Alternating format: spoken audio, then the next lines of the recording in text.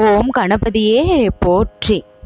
விநாயகனை உண்மையாக நம்பும் குழந்தையே, இந்த வார்த்தைகள் உன் காதில் விழுவது சாதாரண விஷயம் அல்ல.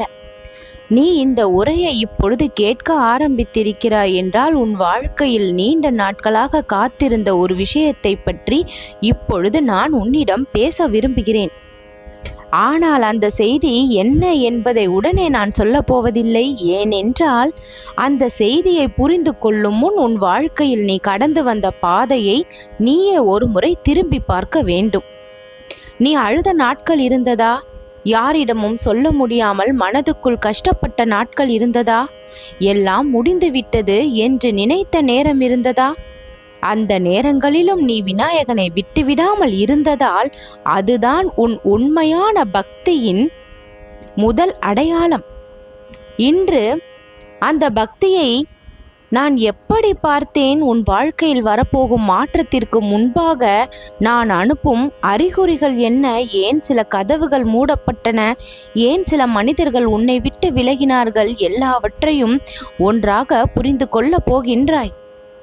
குழந்தையே, அந்த அதிசய செய்தி என்ன என்பதையும் கூறுகிறேன். கஷ்டம் இல்லாத பொழுது கடவுளை நினைப்பது எளிது. கஷ்டம் வந்த போதும் நம்பிக்கையை விடாமல் இருப்பதுதான் உண்மையான பக்தியின் சோதனை. நீ என்னிடம் கேட்டதை உடனே கொடுக்கவில்லை என்பதற்காக என்னை விட்டு செல்லாமல் இருந்தாயே.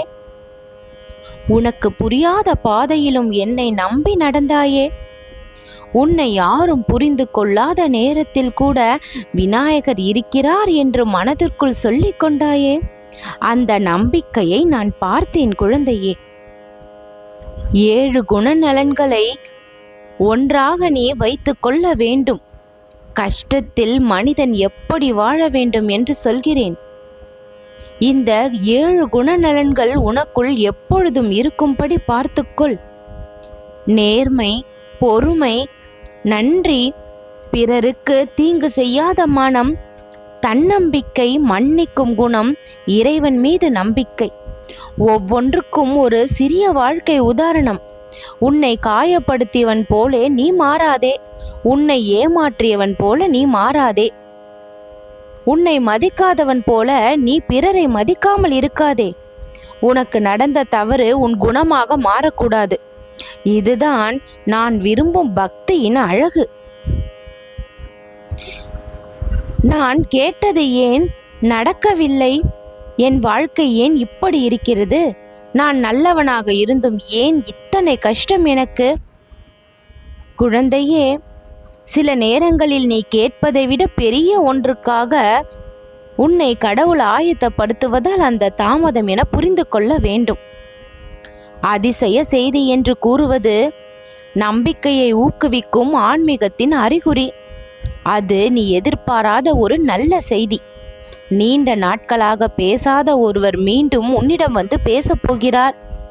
எதிர்பார்க்காத வாய்ப்பு உன்னை தேடி வரப்போகின்றது.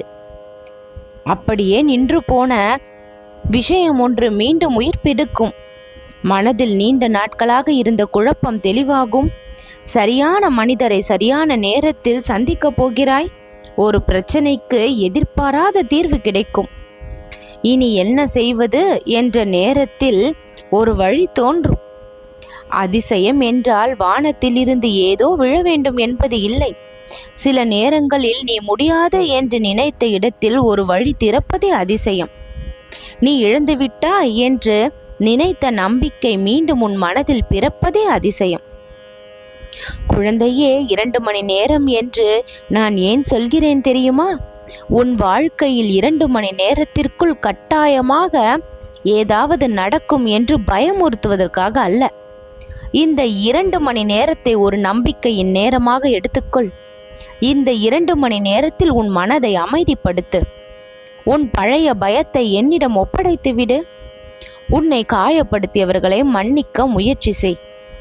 உன் வாழ்க்கையில் நல்லது நடக்கும் என்ற நம்பிக்கையை மீண்டும் எழுப்பு. இந்த 2 மணி நேரம் உன் மனமாற்றத்திற்கான ஒரு அடையாளம்.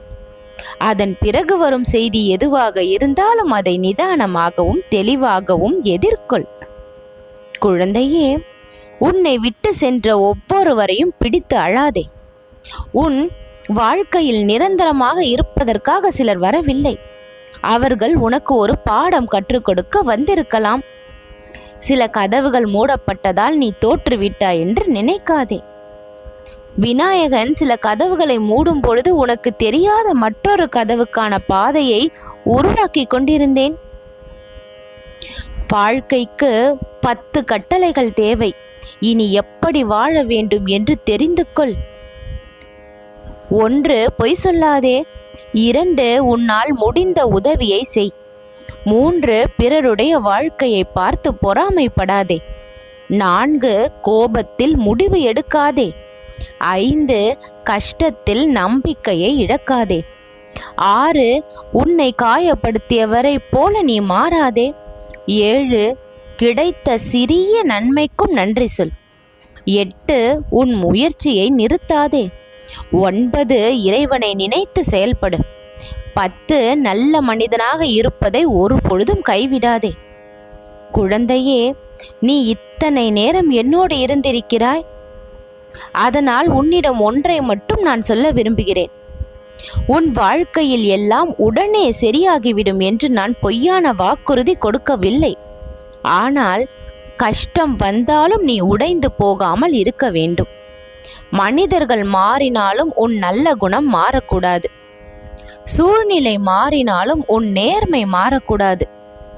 யாராவது உன்னை காயப்படுத்தினாலும் உன் மனம் தீமையாக மாறக்கூடாது. ஏனென்றால் வாழ்க்கையின் மிகப்பெரிய அதிசயம் வெளியில் நடப்பதற்கு முன் அது உன் உள்ளத்தில் தொடங்க வேண்டும். இன்று முதல் பயத்தை கொஞ்சம் கொஞ்சமாக விடு. நம்பிக்கையை கொஞ்சம் கொஞ்சமாக வளர். முயற்சியை நிறுத்தாதே. நல்லதை விட்டு விடாதே. விநாயகனை நினைத்து உன் பாதையில் நட. நாளை என்ன நடக்கும் என்று இன்று உனக்கு தெரியாமல் இருக்கலாம். ஆனால் இன்று நீ நல்ல மனிதனாக வாழ்ந்தால் நாளை உன் வாழ்க்கையை மாற்றும் ஒரு நல்ல செய்திக்கு நீ தயாராக இருப்பாய். உன்னை தேடி வரும் அந்த நல்ல செய்தி ஒரு மனிதரிடமிருந்து இருக்கலாம், ஒரு வாய்ப்பாக இருக்கலாம், ஒரு தீர்வாக இருக்கலாம், நீண்ட நாட்களாக தொலைந்திருந்த உன் மன அமைதியாக இருக்கலாம். எது வந்தாலும் அதை நன்றியுடன் ஏற்றுக்கொள் குழந்தையே. விநாயகன் அருள் உன் மனதில் நம்பிக்கையாக இருக்கட்டும். உன் குடும்பத்தில் அமைதி நிலவட்டும். உன் முயற்சிகளில் நல்ல வழிகள் திறக்கட்டும். உன் கண்ணீருக்கு பதிலாக நம்பிக்கை பிறக்கட்டும். வாழ்க்கை எத்தனை முறை உன்னை சோதித்தாலும் நீ நல்ல மனிதனாக இருப்பதை மட்டும் கைவிடாதே. அதுதான் உன் மிகப்பெரிய வெற்றி. இந்த 2 மணி நேரத்தில் உன் வாழ்விற்கு நடக்க போகின்ற அந்த முக்கியமான விஷயங்கள், அடுத்த அறிகுறி இன்னும் முக்கியமானது. இதுதான் பல பக்தர்கள் கவனிக்காமல் விடும் விஷயம். விநாயகன் அனுப்பக்கூடிய மிக முக்கியமான நற்செய்தி. உன் வாழ்க்கையை பற்றிய மிகப்பெரிய உண்மையை நீ புரிந்து கொண்டு தீயதிலிருந்து விலகி நல்லனவற்றை வரவேற்று உன் வாழ்க்கையின் புது அத்தியாயத்திற்குள் நீ நுழைய போகின்றாய். அதற்கான சரியான நேரம் இப்பொழுது வந்துள்ளது. இனிமேல் உன் வாழ்க்கை அமோகமாக இருக்கும். வெற்றி நிச்சயம்.